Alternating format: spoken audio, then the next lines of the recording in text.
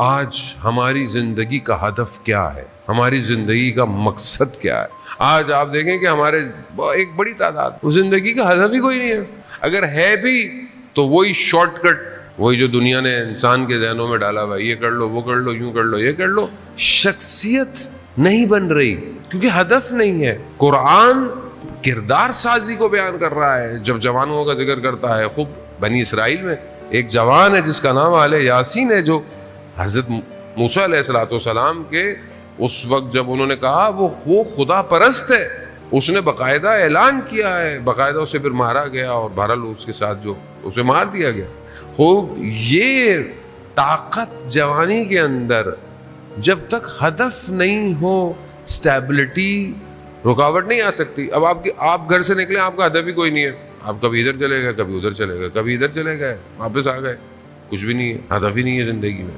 جب آپ کچھ گھنٹوں کے لیے، ابھی آپ اپنے گھر سے آئے، دور سے آئے، قریب سے آئے، بس پہ آئے، بائک پر آئے، گاڑی پر آئے، پیدل آئے، لیکن آپ کا ہدف ہے نا کہ ہم یہاں سے نکلے ہیں، ہم نے یہاں پہنچنا ہے، وہی ہدف ہے۔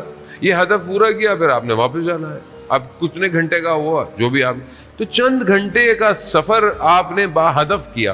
اب جب تھوڑی دیر کے لیے آپ بغیر مقصد کے نہیں موو کر رہے، تو یہ آپ کی جو زندگی ہے ظاہری، یہ بغیر مقصد کے ہے، یہ بغیر ہدف کے ہے، اور اس میں آپ اپگریشن نہیں کر رہے۔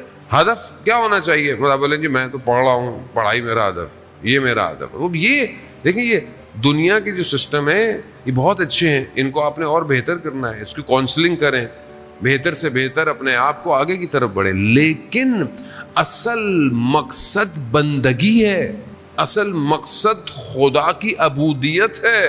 ہو سکتا ہے آپ اپنی جوانی میں دنیا سے چلے جائیں تو آپ خدا سے کیا بولیں گے؟ پروردگار تو نے تو مجھے موقع ہی نہیں دیا، میں بوڑھا ہوتا تو تیری بندگی کرتا، ابھی تو میں جاب کر رہا تھا، ابھی تو میں یہ کر رہا تھا۔ ایسا نہیں ہے ذہن محترم، کربلا ہر لمحے میں بندگی ہے، بچہ بھی ہے تو بندگی ہے، بزرگ بھی ہے، اصل ہدف بندگی ہے۔ اس بندگی کے لیے میری کوئی پلاننگ ہے یا نہیں ہے؟